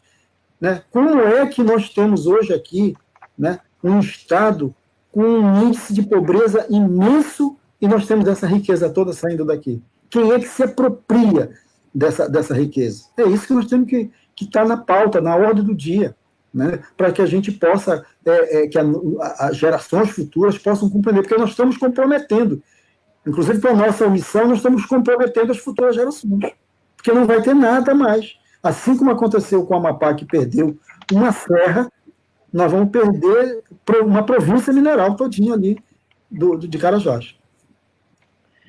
Pelo que dá para depreender, Paulo, mudam seus atores, mas a exploração continua. Me diz uma coisa, Paulo, como é que tu te sente para alguém que pesquisou, que ouviu relatos de testemunhas oculares sobre o que aconteceu, por exemplo, no massacre de Serra Pelada e nos outros massacres, mortes, assassinatos encomendados que teriam sido reputados ao Curió? Como é que tu te sente hoje vendo o Curió sendo recebido com toda a honraria pelo atual presidente da República? Eles se merecem, né? Eles se merecem, né? É o mínimo que eu posso dizer, eles se merecem, né? Então, entendeu? Olha, Catiúcia. É verdade, fiz muito né? esse itinerário São Luís-Marabá, via linha férrea. A exclusão e desigualdade social são atemporais, também nesse contexto que sua voz brade. E, Paulo, explica para a gente como é que foi exatamente esse massacre na ponte da Serra Pelada, dos garimpeiros, que eu tenho certeza que talvez tenha alguém aí que não conhece assim, a narrativa em si, como é que ela aconteceu. Aliás, é importante a gente destacar o papel da universidade, né? Eu não sei se a professora Catiúcha é lá da Unifesp, né? Mas eu queria dizer o seguinte: a universidade ela tem um papel de provocar, de estimular, de instigar. Quando eu fui lançar o livro anterior, né, a censura, aqui na Universidade Federal do Pará, em Belém, uma pessoa me fez uma pergunta se eu conhecia esse episódio dos garimpeiros lá na ponte de Marabá. E eu disse sim, e eu inclusive cobri, eu escrevi sobre isso, eu trabalhava no Liberal nessa época. E aí quando eu fiz uma narrativa lá na hora, e ele disse, pô, tem que escrever um livro sobre isso, tem que escrever sobre isso. E eu tomei aquilo como um desafio, né? E eu fui retomar aquilo. Claro, eu parti de uma coisa que eu tinha, eu guardo, eu tenho material de arquivo. Então eu tinha as minhas matérias que eu tinha escrito, tanto que eu publico parte dessas matérias lá no anexo do livro. Então eu parti de um ponto conhecido, que eu tinha o meu próprio material. E fui pesquisar, fui ouvir muitos garimpeiros, né? E fui ouvir, fui levantar mais informações dentro dos institutos, das pesquisas, o que tinha publicado, como a Câmara Federal, o Congresso Nacional tratou, como foi a disputa num primeiro momento, entre o pessoal da Polícia Federal e a Polícia Militar, entre o governo do Estado e o governo federal. Tudo isso está narrado. Agora eu vou contar, que você me pediu, como foi esse episódio. Todo ano, o garimpo começou no momento com o Curió. Ele convenceu o governo da época, o governo do Figueiredo, de que eles, quando acabou a guerrilha, eles ficaram fazendo relatórios aqui da Amazônia de que poderia haver novos focos de guerrilha, porque eles queriam se manter, porque eles ganhavam mais quando eles estavam fora da sua área, do seu quartel, quando eles estavam em ação. Então, eles queriam se manter. E eles começaram a perceber a história da movimentação do ouro lá na região. Começou numa fazenda, né? Numa fazenda, o cara lá deixou que o pessoal tirasse, como estão fazendo agora com manganês. Estão extraindo de dentro de fazendas lá. Começou numa fazenda, então ele chegou lá um dia com um crachá da Rede Globo, um avião, né? Se fazendo passar por repórter da Globo, né? E ele foi lá, e ele então identificou, depois ele fez um relatório, foi e convenceu. Eles pegaram um avião clandestino que estava levando ouro clandestino em Marabá, prenderam o avião, e eles mostraram que ali era grande possibilidade do governo fazer um lastro de depósito de ouro, né, para conseguir empréstimo, financiamento externo. E então ele foi defender a intervenção do governo lá naquele garimpo. E aí ele vai ser nomeado para ser o coordenador geral do garimpo Serra Pelada. Então ele vai para lá e ele vai com todo um aparato. Quando ele chega lá a segunda vez, ele já vai como oficial, né, do SNI, do Exército e tal, e ele vai para lá com todo um aparato de gente. Pois bem, o que acontece é o seguinte, é que, num primeiro momento, inclusive o Figueiredo foi lá, foi carregado pelos garimpeiros, eles perceberam que ali tinha um potencial. Chegou um momento que eles fizeram todo mundo que estava lá, que vinha do Maranhão, que vinha do Brasil inteiro, a tirar o título de eleitor lá. Eles perceberam um grande potencial eleitoral, um grande potencial político. E aí eles vão fazer ali um grande curral eleitoral e o Curió vai ser eleito deputado federal, sem nunca sido nem vereador na vida dele. Né? E para puxar voto para o partido, o PDS, na época que era o partido da ditadura, que sustentava a ditadura. Pois bem, então, o Curió, percebendo esse potencial político, fez a carreira dele, e aí vai chegar um momento que a Vale ela vai começar a pressionar, porque ela não queria aqueles vizinhos incômodos ali. Não interessava para a Vale a presença deles ali. E começa a pressionar. Então, a saída que eles encontraram é o seguinte: todo ano tinha que dar uma autorização de funcionamento do garimpo. Então, começou a partir de 83, né, uma novela. Passou 82, que foi o ano eleitoral, 83 começou a novela. Tinha que dar aquela autorização, aí o DNPN dizia que não dava autorização e tal. e aí começou o pessoal a brigar. Aí o Curió percebeu, né, ele não podia trair os garimpeiros que votaram nele no primeiro momento, ele começou a defender, né, e apresentou um projeto na Câmara Federal para criar uma lavra lá, uma área de reserva garimpeira, né, uma área lá X. E aí, nessa confusão, ele apresentou um projeto, levou muita gente para Brasília, e esse projeto foi aprovado, e o Figueiredo não sancionou, né? Ameaçou vetar o projeto. E aí eles fizeram uma briga danada, foi quando eles foram e fecharam a Belém Brasília, lá em Imperatriz, fecharam em Marabá, fizeram uma manifestação em Marabá e fizeram uma manifestação lá em Paraupebas, inclusive com queima de quartel, etc. Foi um rebuliço danado, só o Liberal mandou 3 repórteres para lá, e eu fui para a Imperatriz. Nós fomos 3 repórteres para cobrir esse episódio, foi em 84. Então, esse foi ficando um caldeirão muito grande, e aí, quando chega em 87, todo ano tinha que sair essa lavra. Aí chega um momento que o Curió, o Figueiredo foi obrigado a sancionou, e aí ficou aquela reserva garimpeira, mas eles começaram a fazer um boicote, provocando acidente, deixando encher de água, não bombeando mais o garimpo, foram inviabilizando o garimpo, né? E aí, com isso, houve muita disputa lá dentro, tinham muitos atores lá dentro, e aí, que eram as lideranças que estavam lá, e nesse episódio, quando vai acontecer de 87 para 88, então eles vão fazer uma manifestação na ponte rodoferroviária por onde passa o trem da Vale, ali, e tem a estrada, né? Essa ponte tem lá, fica sobre o rio Tocantins. Então, são 76 metros de altura para o leito do rio. Então, eles fecharam ali, fizeram uma manifestação, e aí, então, o governador, que na época era o Hélio Gueiros, ele vai mandar tropa dos dois lados. Do lado do que vai para Marabá, que indo daqui de Belém, né, por Jacundá, e tropa de lá, de Marabá. Então, vai encurralar os manifestantes e pessoas que estavam ali, que não eram garimpeiros, que estavam no carro, que queriam atravessar e não podiam passar. Vai encurralar esse povo lá e vai atirar de um lado do outro. Muita gente se jogou desses 76 metros de altura. Dezembro o rio está vazio, está seco, está baixo, muito baixo. Tem muita pedra nesse trecho do rio. Tá? Eles vão jogar bomba. Vai ser um negócio assim, um pandemônio. Então eu recolhi na época e voltei a recolher muito depoimento de gente que viu pessoa tombada do seu lado e depois o corpo desapareceu. Aí tem 1000 histórias a respeito disso que eu contei na época e conto agora. Então esse foi o episódio e foi um método de encurralamento que funcionou também no massacre de Eldorado, né? Em 96. Teve, se não me falha a memória, 76 mortos, né? Segundo os garimpeiros, e 3 apenas, segundo o Estado. Isso, e me chamou muita atenção, Paulo, no teu livro, um desses atores, que ela foi citada por várias testemunhas, que é a mulher grávida. Ninguém conseguiu descobrir mesmo quem era essa mulher grávida?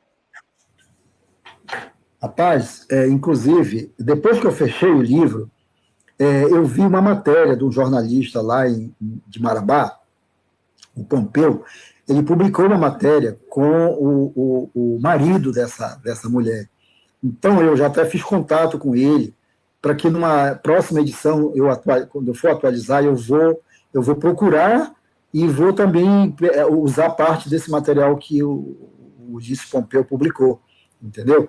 Então, a gente caçou, muita gente lá me ajudou, mas a gente não conseguiu localizar essa pessoa, mas ele confirma a história, que ela sumiu, não apareceu nunca mais. Eles confundiram com uma outra que tinha lá, que estava trabalhando, mas essa apareceu, mas essa outra mulher não. Assim como uma criança lá também que sumiu, né?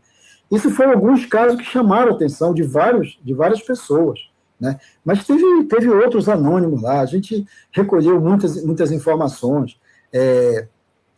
Engraçado, não sei se tu assististe aquele filme Soldados do Araguaia, não sei se tu já viste esse filme. Esse filme está aí, está na internet, está no YouTube, filme muito interessante, com depoimento de pessoas que serviram ao exército na época da guerrilha. E um dos caras que eu entrevistei, que foi garimpeiro, trabalhava com curió, quando o curió estava na ativa. Então ele conta como era o curió, inclusive como ele agia dentro do garimpo lá, o autoritarismo dele lá dentro do garimpo. Então, tem muitas histórias que a gente vai relatando, e evidentemente, França, que eu digo assim, eu sempre digo o seguinte, que a nossa maior alegria é quando a gente produz um material e outras pessoas, outros pesquisadores, outros profissionais possam ir além disso, né? Então, isso aí é como a gente estivesse abrindo o caminho para que outros possam vir e complementar e ampliar essa discussão, né? Não só sobre esses dois temas, né? Mas também sobre outros temas aí que a gente não está tratando, mas que são tão fortes aqui na nossa região. Esse livro pode ser adquirido nos mesmos lugares da censura no Pará? Sim. Fox, Pacatatu e lá. Olha, e Paulo, bora fazer o seguinte, infelizmente nós já estamos com 1h35 aqui, e vamos nos encaminhar para o nosso término da nossa conversa. Vou fazer o seguinte, eu vou te propor uma coisa, deixa eu ver se eu encontro aqui. Tá aqui. Vou te propor uma coisa para você responder, e aí depois você pode seguir já falando, inclusive, do novo livro, que é O Apagador da Floresta, não é isso? Está aí? Apagador de floresta. O apagador de floresta. Esse é o recente, né? Esse é ficção mesmo. É, claro, ficção cruzada com dados da realidade, mas você tem personagens aí ficcionais, na ficção tradicional. Olha aí, ó. Esse é o novo livro do Paulo Roberto. E trata sobre o que, Paulo, exatamente? Bom, ele foi inspirado num personagem que eu conheci mesmo, né? Lá, que atuou em Tucuruí, na retirada da madeira da aia do Lago de Tucuruí. E ele se orgulhava de ser o maior desmatador de floresta. Eita! Vai ser o personagem. Vai ser o personagem do livro. Ele é o personagem do livro. Vou fazer o seguinte, eu vou te jogar a proposta e vou te deixar na tela, para você conversar diretamente com quem está assistindo. E aí você aproveita e já fala um pouco sobre o novo livro e faz aquele merchan aí para o pessoal comprar. Depois eu volto para a gente se despedir. Na parte 4, na parte 6 do livro A Censura no Pará, o título que você usa é o seguinte: A Censura Continua. Ela continua mesmo, Paulo? Como é que ela tem se manifestado hoje em dia? Pois é. Então, aí, inclusive, fui mostrando alguns episódios daquele momento que eu estava fechando o livro, por exemplo, o próprio Lúcio Flávio Pinto contou vários episódios que ele sofreu de censura recente. E nós demos exemplo de censura já no período do período após a ditadura, né, em que você teve censura na TV Cultura, na Rádio Cultura, né, e vários episódios. E se eu for atualizar, agora mesmo, né, nós temos vários outros episódios de censura. Né? Ela se manifesta de várias formas, é a censura econômica, né, é a censura pela omissão de não pautar determinadas coisas. Quando a mídia ela pauta, ela privilegia determinados temas e não cobre outros, ela exerce um papel também de censura, né? Uma censura sutil, porque você, às vezes, esconde mais do que revela, né? Quando você vê, como é que a Amazônia ela é tratada? Ela é tratada nos escândalos, ela é tratada nas desgraças, né? Nos momentos de episódios tristes, né? Eles não tratam do dia a dia da Amazônia. Por exemplo, eles não mostram as experiências exitosas que nós temos aqui, né? E também não mostram quem está por trás, quem financia essas explorações, quem é que banca essa invasão, esses garimpos clandestinos, essas queimadas, né? Porque é preciso fazer. Algumas agências, aí, por exemplo, a agência pública, tem feito matéria mostrando quem é que está por trás, envolvendo figuras públicas, figura dos chamados três poderes, né? que na realidade, fazem vista grossa, né? Ou às vezes são coniventes, ou às vezes fazem parte de certas situações. Então, isso é uma forma também de censurar, de não permitir que seja exercitada uma coisa fundamental, que é o direito de informação, que é uma coisa que é um direito consagrado na Carta de 48 da ONU, que diz que o direito à informação, né, é um direito tão fundamental como o direito à saúde, à educação e tantos direitos, à cultura, a direito à informação. Então, é uma conquista do cidadão. Então, quando a mídia ela se omite de mostrar determinadas coisas, porque ela não quer contrariar interesses, então ela está produzindo uma censura, além de ter a censura direta contra determinados profissionais, né? Determinados veículos. Nós temos, até bem recentemente, um processo do Estadão, né? Reivindicando lá o direito de publicar determinada questão que não foi permitida, né? Então, nós temos assim, vários exemplos que a gente poderia dar de censura, inclusive agora, censura nas artes, né? Você está vendo que agora você não pode mostrar mais determinadas figuras que aparecem, pessoas sem roupa, por exemplo, obras de Picasso, obras de grandes escultores, né? Estão sofrendo aí restrições. Inclusive tem museus que já não, e galerias que já não apresentam mais determinadas coisas.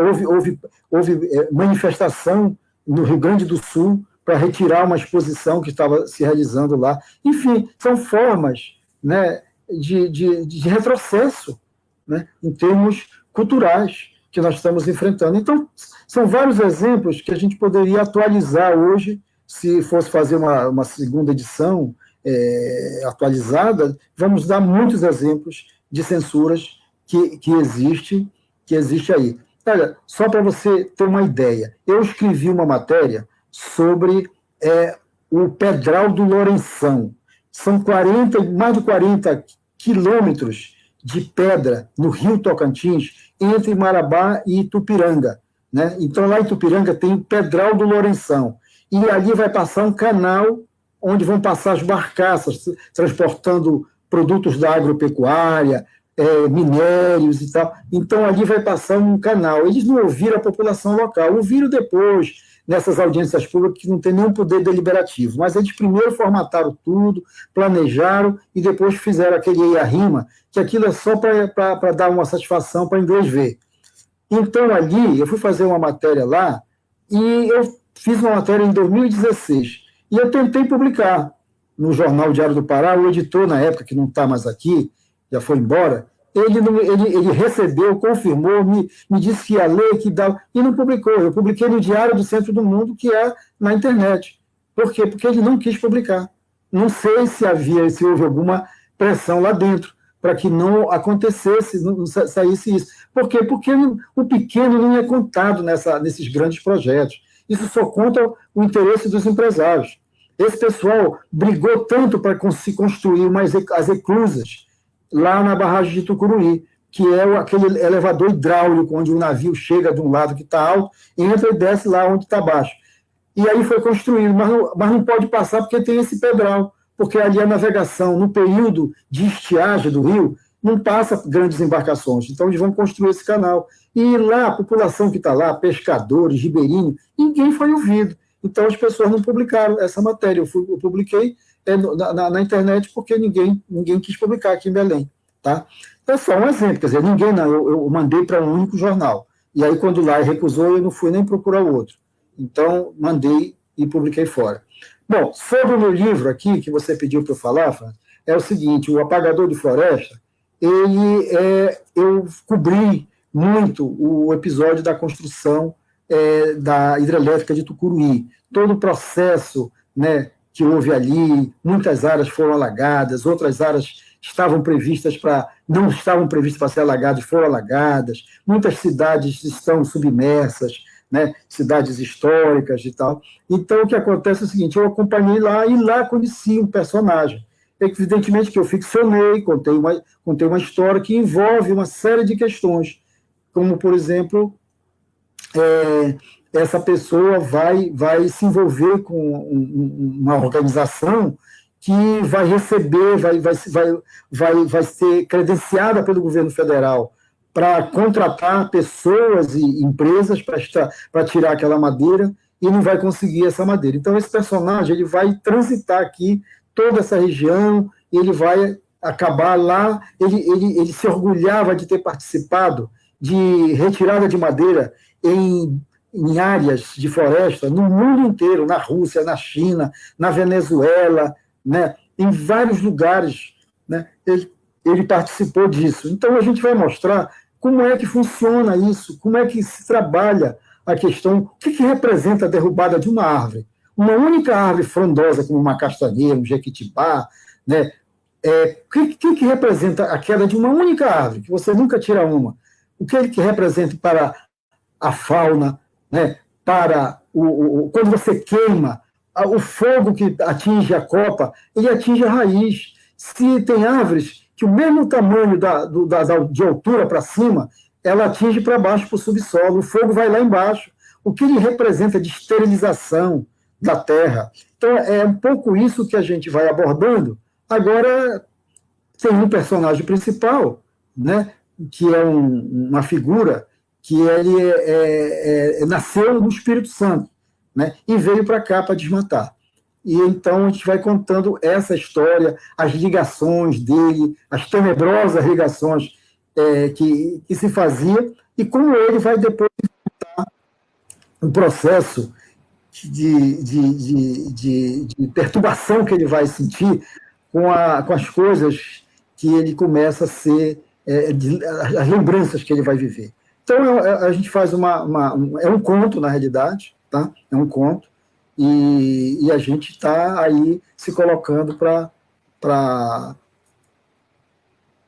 ter oportunidade de mostrar, e através da literatura, que é lúdica e que usa elementos, né, que às vezes são muito mais atraentes para determinados segmentos, para a juventude, possa compreender determinadas coisas que, às vezes, pelo jornalismo, quando você vai abordar da forma, pelo fato real, você, muitas das vezes, não consegue. E a literatura ela tem essa vantagem, porque é criação, né? Ela estimula, então a gente usa determinados artifícios e que são mais atraentes, muitas das vezes, para que as pessoas começam a perceber determinadas realidades que a gente vive aqui na nossa região. Gente, nós tivemos hoje uma conversa agradável demais, onde nós tivemos basicamente uma aula, como o pessoal falou aqui nos comentários, uma aula sobre a nossa própria história, que deveríamos ter tido lá no ensino básico, no ensino médio, no ensino superior. 3 livros nós temos hoje aqui que tratam sobre a nossa história. 2 com o tema jornalista, que é o primeiro da Mordaça, peraí, deixa eu pegar aqui. A Censura no Pará, Mordaça a partir de 1964, e Encurralados na Ponte, o Massacre dos Garimpeiros de Serra Pelada. E o terceiro, que é O Apagador de Floresta, dentro do gênero tradicional da ficção, mas que também, pelo que nós compreendemos do que o Paulo nos disse, ele cruza, né, com a realidade, ele traz essa realidade para a discussão. Então fica aqui a dica do Talk Show com vocês, para vocês correrem e adquirirem esses livros. Eu estou gostando muito dos meus exemplares. Obrigado, gente, por todo mundo que comentou, participou, esteve conosco até agora, deu contribuição, perguntou ou compartilhou essa live. Peço que vocês sejam abençoados aí por Deus. E, Paulo, obrigado por essa entrevista. Obrigado por todo esse conhecimento que você nos transmitiu nessa 1 hora e pouco aqui que estamos online. Eu desejo todo sucesso para a tua carreira, tanto como a escrita jornalista, como a escrita ficcional. Muito sucesso por Apagador de Floresta. E assim que terminar essa pandemia, que as coisas se acalmarem, bora marcar aí um café para a gente falar mais aí. Deus abençoe. Eu queria só lembrar uma coisa, viu, Fran? Que essa foto, não sei como é que eu vou mostrar aqui, essa foto da capa do livro, mostra aí. do Aqui, ó. Encurralado na Ponte, ela é do Lúcio Flávio Pinto. Ele foi na Serra em 82 e fez essa foto. E eu fui, então, atrás de um fotógrafo profissional, que é o Paulo Santos, tem uma agência, e o Paulo disse, eu fui perguntar fotos sobre Serra Pelada, e ele me mostrou algumas, e ele disse assim, eu não gostei, e disse assim, mas eu tenho umas do Lúcio, que o Lúcio me deu o negativo para eu vender. E aí ele me mostrou, quando ele me mostrou a foto do Lúcio, então, eu comprei. No livro tem várias fotos, do Paulo Santos, do Miguel Chicaoca e do próprio Lúcio Flávio. E essa foto é do Lúcio Flávio. É uma foto belíssima, Paulo. Belíssima mesmo. Os garimpeiros aqui perfilados. Amontoados, na verdade. Na beira do barranco, né? Na beira do barranco, com a natureza por trás e estarra e pissarra, eu acho isso aqui, né? Isso aí já é buraco, isso aí é a cava. Isso aí é a cava, embaixo é a cava. Eles moravam aqui embaixo? Não, eles estavam ali em cima porque eles desciam aí para tirar para escavar. Ah, para cá é aquele buracão que é parece buraco, que tá alagado, né? Virou um lago, tem as fotos aí também. Tá. Gente, muito obrigado. Obrigado, Paulo. Obrigado a todo mundo. Um abraço, boa noite. Até a próxima.